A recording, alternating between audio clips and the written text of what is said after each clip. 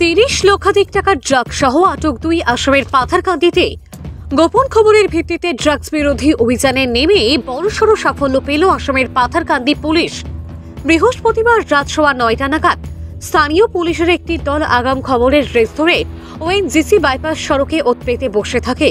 তখন একটি নম্বরবিহীন স্কুটিতে চেপে দুজন ড্রাগস পাচারকারী আসামের শ্রীভূমি সদর থেকে আসামের পাথারকান্দিতে আসার পথে পুলিশ তাদেরকে আটক করে।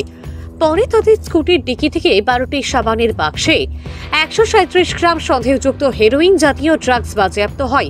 সঙ্গে স্কুটিটিও বাজেয়াপ্ত করেছে পুলিশ। জব্দকৃত ড্রাগসের কালোবাজারি মূল্য 30 লক্ষাধিক টাকার মতো হবে বলে পুলিশ জানিয়েছে। এই কাণ্ডে ধৃতদের মধ্যে রয়েছে কানিশাইলের মৃত আব্দুল মুকিতের পুত্র আব্দুল আহাদ ও নীলামবাজার ফার্ম পাশার প্রয়াত আব্দুল কাদিরের তালুকদার নীলামবাজার ফার্ম পাশার প্রয়াত আব্দুল কাদির তালুকদারের ছেলে শামসুদ্দিন তালুকদার। পুলিশ ধৃতদের বিরুদ্ধে এনডিপিএস ধারায় মামলা হাতে নিয়ে রাতভর ধরে থানায় আটকে রেখে টানা জেরা করে। ধৃতদের আজ শুক্রবার জেলা সিজিএম আদালতে সোপর্দ করা হবে বলে পুলিশ জানিয়েছে। ভানু চৌধুরীর রিপোর্ট, আসাম প্রাইম নেটওয়ার্ক।